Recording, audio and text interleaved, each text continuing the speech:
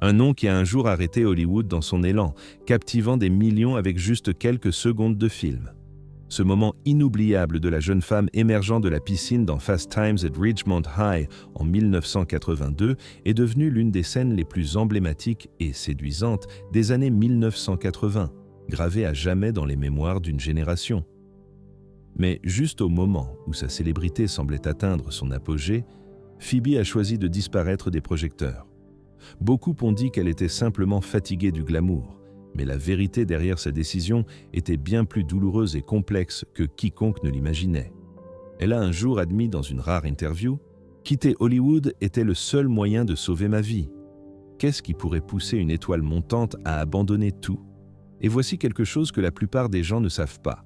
Avant même de se retrouver devant une caméra, Phoebe était sur le point de devenir danseuse de ballet professionnelle, un rêve qui lui a été violemment arraché à seulement 14 ans.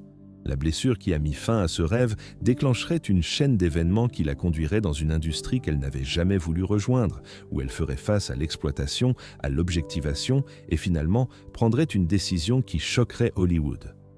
Découvrons la véritable histoire. Et tant que nous y sommes, abonnez-vous à la chaîne pour ne manquer aucune nouvelle histoire jamais racontée sur les stars d'Hollywood. Laissez un like et activez la cloche. Née le 16 juillet 1963 à New York, Phoebe Bell Cates est entrée dans un monde de royauté du divertissement, bien que son cœur appartienne ailleurs. En tant que petite fille rêveuse, elle ne voulait rien d'autre que de devenir une danseuse de ballet gracieuse glissant sur les scènes et non de marcher sur les tapis rouges d'Hollywood. Mais la vie peut être cruellement ironique, et le destin a pris un tournant qui l'obligerait à accepter une carrière qui lui apporterait plus de douleur que de joie. Son milieu familial était imprégné du show business. Son père, Joseph Cates, était un producteur de Broadway éminent et un pionnier de la télévision qui avait en fait travaillé sur certains des premiers jeux télévisés de l'histoire de la télévision américaine. Sa mère, Lily Cates, née Frances Narney, n'était pas seulement une actrice mais travaillait également dans la gestion d'artistes, dirigeant la prestigieuse Lily Cates Productions. Ce détail est souvent négligé, mais Lily a joué un rôle clé dans le lancement des carrières de nombreux artistes de Broadway. L'oncle de Phoebe, Gilbert Cates, était un réalisateur et producteur de télévision acclamé qui a dirigé la cérémonie des Oscars un nombre record de 14 fois, plus que quiconque dans l'histoire des Oscars. Avec un tel héritage artistique puissant, on pourrait penser que Phoebe suivrait naturellement le chemin familial vers la célébrité et la fortune. Mais étrangement, elle ne voulait rien avoir à faire avec l'industrie. À seulement 10 ans, Phoebe a commencé à faire du mannequinat, apparaissant dans des magazines pour adolescents comme Seventeen. Son visage est devenu familier aux jeunes lecteurs à travers l'Amérique, ornant des couvertures et des séances photos de mode. Pourtant, elle n'a jamais abandonné son véritable rêve de devenir danseuse de ballet. Elle s'est entraînée sans relâche, consacrant chaque moment libre à perfectionner sa technique. Son travail acharné a porté ses fruits lorsqu'elle a reçu une bourse pour la prestigieuse School of American Ballet, l'une des institutions de ballet les plus respectées au monde, fondée par le légendaire chorégraphe Georges Balanchine. C'était la réalisation de tout ce pourquoi elle avait travaillé, son billet pour une vie sur scène. Mais parfois, la vie peut être déchirante. Au sommet de son bonheur, lorsque son rêve semblait à portée de main, Phoebe a subi une grave blessure au genou à l'âge de 14 ans. L'accident n'a pas seulement détruit sa chance de poursuivre le ballet professionnellement, il l'a forcée à quitter l'école où elle avait placé tous ses espoirs et ses rêves. Pour une jeune fille qui avait consacré toute son enfance à un objectif unique, la dévastation était incommensurable. Dans des interviews ultérieures, elle décrirait cette période comme l'une des plus sombres de sa vie, une perte qui ressemblait à la mort de son vrai moi. Avec ses rêves de ballet brisés, Phoebe est retournée dans le monde du mannequinat, mais cette fois, elle ressentait le poids de ses limitations plus que jamais. Ce qui l'excitait autrefois, les séances photo-glamour et les apparitions scintillantes, étaient devenues monotones, rien de plus qu'un moyen de gagner sa vie. Ce travail ressemblait à une boucle sans fin. Je le faisais seulement pour l'argent. Il n'y avait plus de joie là-dedans, a avoué Phoebe avec déception. Voici un fait moins connu. À 15 ans, Phoebe a en fait été découverte par l'agence de mannequinat Wilhelmina et rapidement devenue l'une de leurs meilleures mannequins adolescentes, commandant des tarifs extraordinaires pour son âge. Mais malgré le succès et l'argent, elle se sentait vide à l'intérieur. Ne voulant pas mener une vie sans joie, elle était déterminée à trouver une nouvelle direction pour combler le vide laissé par le ballet. À cette époque, il n'était pas rare que des mannequins se tournent vers la comédie. Et avec son apparence frappante et son expérience dans l'industrie, Phoebe a facilement eu l'occasion de passer des auditions. Cependant, lorsqu'elle a été confrontée aux dures réalités de la comédie, elle a été complètement prise par surprise. Les exigences de son tout premier rôle allaient bien au-delà de ce qu'elle avait imaginé, la laissant choquée et sur le point d'abandonner. Mais le destin semblait déjà avoir décidé. Il n'y avait pas de retour en arrière sur le chemin qui s'offrait à elle. En 1982, Phoebe a commencé sa carrière d'actrice avec son rôle de début dans un film plutôt inhabituel appelé Paradise. C'était un film d'aventure romantique canadien, mais ce qui le distinguait, ce sont les scènes audacieuses et provocantes auxquelles Phoebe n'avait jamais voulu participer. Les scènes nues du film la mettaient profondément mal à l'aise. Cependant, comme beaucoup de jeunes influencés par les attentes familiales, Phoebe a accepté de prendre le rôle, principalement en raison des forts encouragements de son père, qui était désireux de la voir dans l'industrie cinématographique. Il croyait que c'était une occasion en or pour sa fille. Et bien que Phoebe n'aimait pas l'idée d'apparaître nue à l'écran, elle a essayé de relever le défi avec courage. Malheureusement, les producteurs et le réalisateur de Paradise se souciaient peu du confort de Phoebe. Ils ont exploité son innocence et son inexpérience. Même si elle avait accepté à contre-cœur certaines scènes nues, elle n'avait aucune idée qu'une doublure corporelle serait utilisée pour les gros plans sans qu'elle le sache. Ce qui est particulièrement troublant, c'est que le marketing du film mettait fortement l'accent sur la nudité, le positionnant comme un rival de The Blue Lagoon, qui avait présenté Brooke Shields. Phoebe, à seulement 17 ans et toujours considérée comme mineure, avait l'impression d'avoir été manipulée dans une situation très différente de celle à laquelle elle avait consenti. Lorsque Phoebe a découvert plus tard la tromperie de la doublure corporelle, elle était furieuse et se sentait complètement exploitée, surtout puisqu'elle n'avait jamais voulu le rôle à l'origine. Elle a ensuite admis qu'à la fin du tournage, elle était submergée par le regret et la déception. L'expérience l'a laissée brisée, réalisant que les producteurs n'avaient pas respecté ses limites ni leurs promesses. Cette trahison la hanterait pendant des années et colorerait toute sa relation avec Hollywood. Phoebe a un jour admis dans des interviews qu'après le tournage de Paradise, elle avait complètement coupé les ponts avec tous ceux qui étaient impliqués dans la production, y compris son costard Willie Ames. Il a révélé que Phoebe était extrêmement bouleversée et ne voulait rien avoir à faire avec le film. Elle a même refusé de participer à des activités promotionnelles. Ce détail rare en coulisses montre à quel point l'expérience l'avait profondément blessée. Des années plus tard, lorsqu'on lui posait des questions sur Paradise dans une interview, elle se tendait visiblement et changeait rapidement de sujet, le traumatisme étant encore évident. Néanmoins, Phoebe n'a pas laissé cette déception l'empêcher d'avancer. Elle a pris des rôles dans d'autres films, y compris Fast Times at Ridgemont High, un film qui deviendrait un véritable classique américain, surtout à cause de sa scène de bikini désormais iconique que tout le monde se souvient encore. Bien qu'elle n'aimait pas en parler, ce film lui a apporté la reconnaissance qu'elle avait longtemps désirée, même si sa carrière par la suite n'a pas toujours été un long fleuve tranquille. Voici un fait intéressant que peu de gens connaissent, la célèbre scène de la piscine dans Fast Times at Ridgemont High était en fait l'idée de Phoebe. La réalisatrice Amy Heckerling avait initialement écrit la scène différemment, mais Phoebe, souhaitant prendre le contrôle de son image après le débâcle de Paradise, a insisté sur des termes spécifiques. Elle a exigé de savoir exactement ce qui serait montré, qui serait sur le plateau, et elle a même chorégraphié la scène elle-même. C'était sa façon de reprendre le pouvoir sur la manière dont elle était représentée à l'écran. La chanson jouée pendant cette scène, Moving in Stereo de The Cars, est devenue à jamais associée à ce moment. Et des décennies plus tard, les membres du groupe plaisantaient en disant que Phoebe Cates avait rendu leur chanson immortelle. Fast Times at Ridgemont High a donné à Phoebe un énorme coup de pouce en visibilité et a ouvert de nouvelles portes dans l'industrie. Mais la célébrité soudaine a apporté ses propres défis.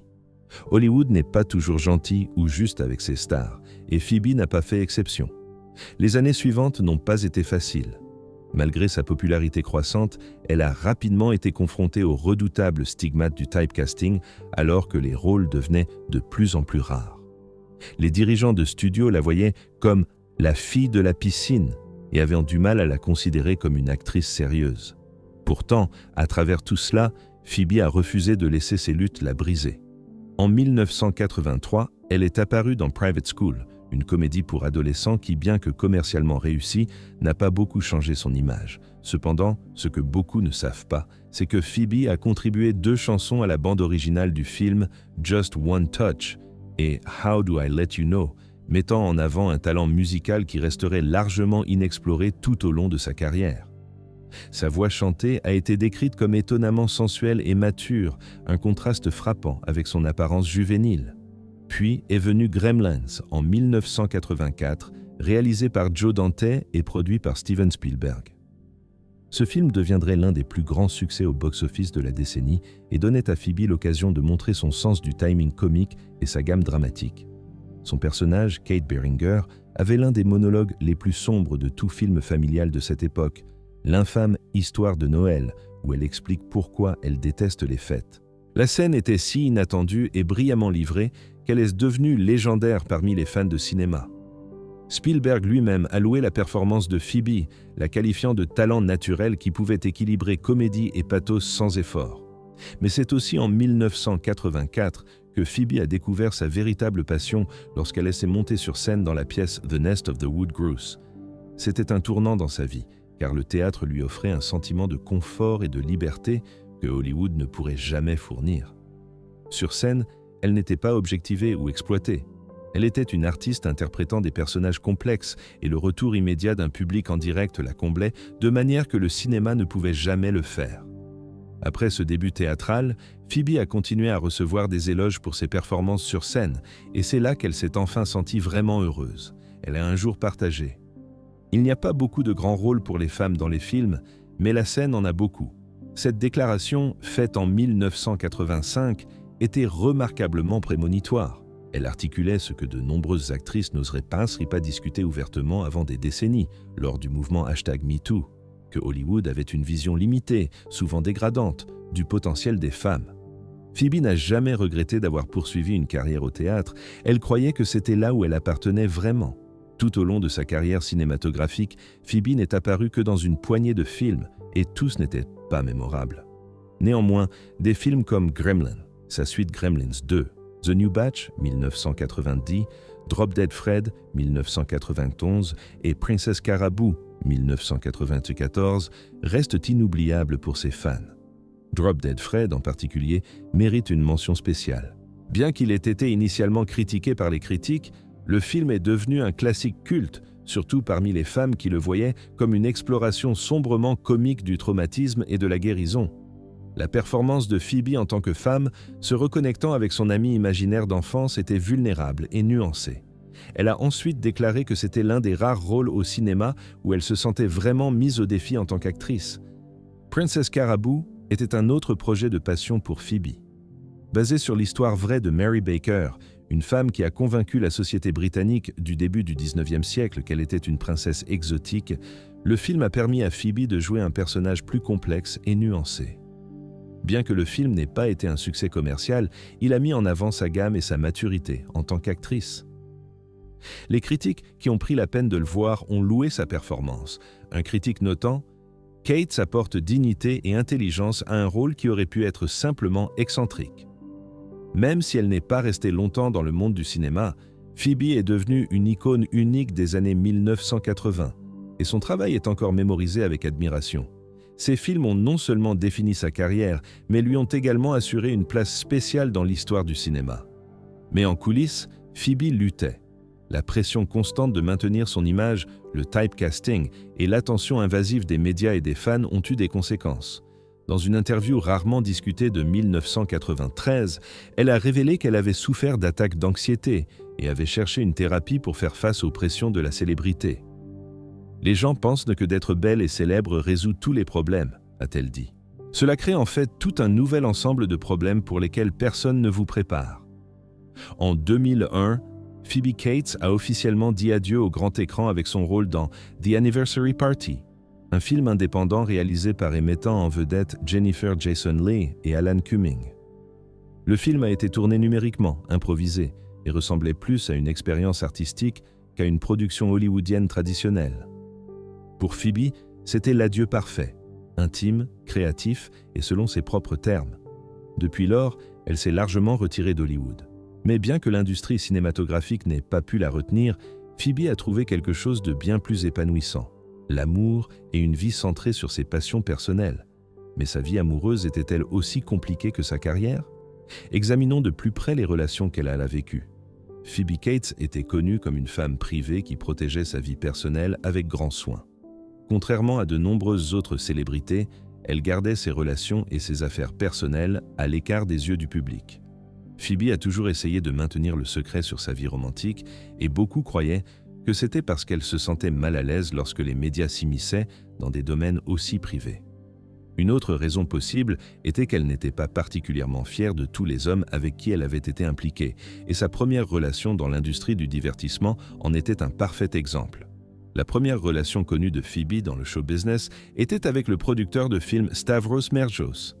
Les deux se sont rencontrés pour la première fois au légendaire Studio 54, alors que Phoebe était encore un mannequin à succès sans intention d'aller à Hollywood. Stavros, immédiatement fasciné par sa beauté et son charme, a été celui qui l'a convaincu d'essayer la comédie.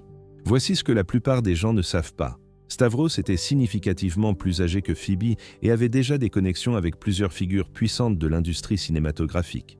Certains spéculent qu'il la voyait comme une protégée potentielle qui pourrait faire avancer sa propre carrière. Le couple a passé 3 ans ensemble, vivant de près et partageant un lien intime pendant cette période. Cependant, les raisons de leur rupture n'ont jamais été divulguées publiquement. Bien que Stavros ait par la suite parlé avec tendresse de Phoebe, louant sa nature calme et son absence d'ego, beaucoup soupçonnaient que la relation ne s'était pas bien terminée. Phoebe en a rarement parlé dans des interviews, et certains croient qu'elle ne lui a jamais complètement pardonné de l'avoir persuadé d'entrer dans une industrie qu'il a ensuite laissé désillusionner et épuisée. Après sa relation avec Stavros, Phoebe est rapidement entrée dans une autre romance, cette fois avec son costard de Paradise, Willie Ames. Le couple a essayé de traduire leur chimie à l'écran dans la vie réelle, mais comme beaucoup l'avaient prédit, traduire la romance cinématographique en réalité ne se termine pas toujours bien. Leur relation n'a duré qu'environ 1 an avant qu'ils ne se séparent discrètement, et Phoebe a poursuivi sa recherche du véritable amour. Fait intéressant, Willie Ames a par la suite traversé une phase de chrétien né de nouveau très public et a parlé de ses relations passées avec regret, bien qu'il n'ait jamais mentionné Phoebe par son nom. Enfin, Phoebe a trouvé cet amour avec l'acteur Kevin Kline, une relation qu'elle décrirait plus tard comme épanouissante et durable. Lorsqu'ils se sont rencontrés pour la première fois, Phoebe n'avait que 19 ans et était encore mannequin, tandis que Kevin avait 35 ans, déjà un acteur établi qui avait joué dans des productions théâtrales prestigieuses comme Loose Ends et avait remporté des éloges critiques pour son travail avec The Acting Company. Leur relation n'a pas fleuri immédiatement. Kevin pensait au départ que Phoebe était trop vive et jeune pour s'engager avec quelqu'un comme lui. Mais lorsqu'ils se sont reconnectés plus tard, la connexion entre eux était indéniable. Et c'est à ce moment-là que leur histoire d'amour a vraiment commencé. Voici un détail charmant. Kevin a ensuite admis que ce qu'il avait conquis était l'intelligence et l'esprit de Phoebe. Elle pouvait discuter de littérature, de politique, d'art. Elle n'était pas du tout ce que j'attendais de quelqu'un qui avait été un modèle adolescente, a-t-il déclaré lors d'une interview en 1990. Après plusieurs années ensemble et avoir surmonté de nombreux défis, Phoebe et Kevin se sont mariés en 1989 lors d'une cérémonie privée à New York. Le mariage était si secret que même certains amis proches n'en ont pas été informés avant des semaines. Bien qu'ils aient gardé leur relation à l'écart des yeux du public, leur union a construit une vie de famille chaleureuse et ancrée. Le couple a accueilli leur premier fils, Owen Joseph Kline, en 1991 et leur fille, Greta Simone Kline, en 1994. La maternité est venue rapidement pour Phoebe et elle s'est vite retrouvée à lutter pour équilibrer famille et carrière. À un moment donné, elle a réalisé qu'elle devait faire un choix entre les deux. En fin de compte, elle a décidé de se retirer de la comédie pour se consacrer à l'éducation de ses enfants. Elle a expliqué lors d'une interview en 1995 « Je savais que la comédie n'était plus pour moi, je n'avais tout simplement plus la motivation. Quand je regardais mes enfants, je réalisais qu'ils avaient besoin de moi plus que Hollywood, et j'avais besoin d'eux plus que d'un autre rôle. Ce n'était pas seulement une question d'ambition ou de carrière, c'était une question de survie et de santé mentale. » Quant à Kevin Kline, il croyait que leur différence d'âge était en réalité ce qui maintenait leur amour fort. Lorsqu'il a rencontré Phoebe, Il était dans la quarantaine et avait déjà surmonté son obsession pour la célébrité hollywoodienne. Il a dit que cette maturité était le secret qui maintenait leur mariage ensemble au fil des ans. Kevin a également souligné l'importance de nourrir leur lien en disant « Nous dînons toujours ensemble au moins une fois par semaine, juste tous les deux. Nos enfants n'ont jamais eu l'impression que nous étions distants. Cet engagement constant était le fondement de leur amour durable, un mariage qui a duré plus de 3 décennies. Depuis qu'elle a arrêté de jouer en 2001, Phoebe Cates s'est entièrement consacrée à sa famille. Bien qu'elle n'apparaisse plus à l'écran, elle et Kevin Kline continuent de profiter d'une vie tranquille et heureuse ensemble. Et voici quelque chose de remarquable. Dans une industrie où les mariages s'effondrent souvent sous la pression, le leur est resté fort sans aucun scandale public, liaison ou drame. Ils sont considérés comme l'un des couples les plus stables d'Hollywood. Certaines personnes pourraient me supposer que Phoebe Cates a quitté l'industrie du divertissement parce qu'elle n'avait pas le talent pour soutenir sa carrière, mais cela ne pourrait pas être plus éloigné de la vérité. Elle a connu un grand succès et était aimée pour de nombreux rôles mémorables au cinéma. Cependant, après avoir connu le sommet de la célébrité, Cates n'a plus trouvé de satisfaction dans le monde rapide et souvent superficiel d'Hollywood. Au lieu de cela, elle a choisi une vie plus simple et paisible loin des projecteurs. Elle a un jour partagé que, bien que certaines personnes ne pouvaient pas comprendre sa décision, la famille et ses nouvelles entreprises étaient ce qui lui apportait vraiment du bonheur. En attendant, Hollywood n'a jamais vraiment oublié Phoebe Cates. Elle apparaît occasionnellement à des événements de l'industrie aux côtés de son mari, l'acteur et réalisateur Kevin Kline. En 2005, elle a fait un nouveau pas dans son parcours en ouvrant une boutique appelée Blue Tree dans l'Upper East Side de Manhattan. Le magasin n'est pas seulement un espace de vente au détail, c'est une expression artistique du goût personnel et de la vision esthétique de Phoebe. Blue Tree propose une sélection soigneusement choisie de bijoux, de vêtements, de parfums, d'œuvres d'art et de peluches. Chaque pièce reflète son sens unique du style. La boutique a rapidement gagné en popularité et est devenue un favori local, prouvant que la carrière entrepreneuriale de Cates était aussi réussie que son temps au cinéma. Voici un détail en coulisses. Blue Tree est devenue une sorte de destination pour les célébrités et les professionnels créatifs. Tout le monde, de Meryl Streep à Sarah Jessica Parker, a été aperçu en train de parcourir la collection soigneusement sélectionnée. Le magasin reflète la philosophie de Phoebe, qualité plutôt que quantité, sens plutôt que tendance. Un journaliste qui a visité a décrit l'endroit comme « entrer dans l'esprit de Phoebe Cates, éclectique, sophistiqué, ludique et profondément personnel ».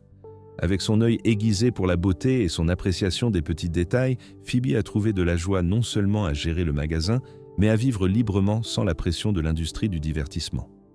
Bien qu'elle se soit longtemps retirée d'Hollywood, elle ne ressent aucune perte ou regret. Au contraire, elle est profondément satisfaite de la vie tranquille qu'elle a choisie. Cates a un jour déclaré que, bien qu'Hollywood et la célébrité lui aient offert de nombreuses opportunités, la célébrité n'était jamais ce qu'elle recherchait vraiment. Certaines personnes ont du mal à comprendre cela, a-t-elle expliqué. Mais j'aime la vie que j'ai. Sa décision reflète non seulement sa force et son indépendance, mais aussi un esprit libre non lié aux attentes et définitions des autres. Au-delà de ses entreprises commerciales, Phoebe Cates a également démontré un talent moins connu, le chant. Pendant sa carrière d'actrice, elle a montré ses capacités vocales dans plusieurs films, notamment dans Paradise en 1982, où elle a chanté la chanson-titre du film. Dans la comédie Private School en 1983, elle a également chanté 2 morceaux inclus dans la bande originale, Just One Touch et How Do I Let You Know. Bien qu'elle n'ait jamais poursuivi une carrière musicale professionnelle, son talent de chanteuse a ajouté une couche supplémentaire de charme à son travail d'actrice. Les enfants de Phoebe ont également trouvé leur propre chemin dans le monde des arts et du divertissement. Sa fille, Greta Kline, est devenue une musicienne indie à succès connue professionnellement sous le nom de Frankie Cosmos. Elle a sorti plusieurs albums et a été saluée par les critiques pour son style d'écriture intime et confessionnel et son son lo-fi unique, inspiré par des poètes comme Frank O'Hara. Greta est devenue une voix importante dans la scène musicale indie, se produisant dans des festivals à travers le monde et construisant une base de fans dévoués. Son fils, Owen Kline, suivant les traces de son père, a poursuivi une carrière dans le cinéma. Il est apparu dans The Squid and the Whale, 2005, réalisé par Noah Baumbach, offrant une performance remarquable qui a été acclamée par la critique. Plus récemment, Owen a fait la transition vers la réalisation, faisant ses débuts en tant que réalisateur avec Funny Pages 2022, qui a été présenté au Festival de Cannes. Le film, produit par les frères Safdie, a mis en avant la vision unique d'Owen et l'a établi comme un cinéaste à surveiller. Pour Phoebe, ses enfants sont devenus sa plus grande joie et le cœur de son but. Elle a souvent dit que les élever était l'expérience la plus enrichissante de sa vie. Dans une rare interview en 2015, elle a noté « Je ne sais pas si j'étais une grande actrice, mais je sais que je suis une bonne mère. Cela compte plus pour moi. » Maintenant, dans la soixantaine, Phoebe Cates a toujours l'air radieuse et jeune, souvent comparée à une femme dans la quarantaine. Elle continue de vivre une vie joyeuse et paisible, entourée de sa famille, ses 2 enfants accomplis et son mari aimant. Elle maintient sa vie privée, donnant rarement des interviews et semble vraiment contente de ses choix. L'histoire de Phoebe Cates est un puissant rappel que tout le monde n'a pas besoin de vivre selon les attentes de la société ou de courir après la célébrité pour trouver le bonheur. La véritable satisfaction vient souvent de ce que l'on aime et de la paix et de la simplicité. Phoebe a choisi un chemin différent, un que peu ont le courage de prendre. Et aujourd'hui, elle profite d'une vie significative et satisfaite loin du chaos d'Hollywood. Avec une valeur nette estimée à environ 35 millions de dollars, accumulée grâce à sa carrière d'actrice, à des investissements judicieux et à sa boutique prospère. Phoebe Cates est un témoignage vivant de l'idée que simplicité et succès peuvent aller de pair. Elle a prouvé que s'éloigner ne signifie pas échec, parfois cela signifie sagesse. Dans une culture obsédée par la célébrité et la visibilité constante, Phoebe Cates a choisi l'invisibilité, et ce faisant, elle est devenue inoubliable. Merci d'avoir lu cette histoire jusqu'à la fin. Si vous l'avez trouvée intéressante et souhaitez voir d'autres histoires comme celle-ci, n'oubliez pas de liker et de vous abonner à notre chaîne. Juste un clic et vous ne manquerez aucune histoire fascinante.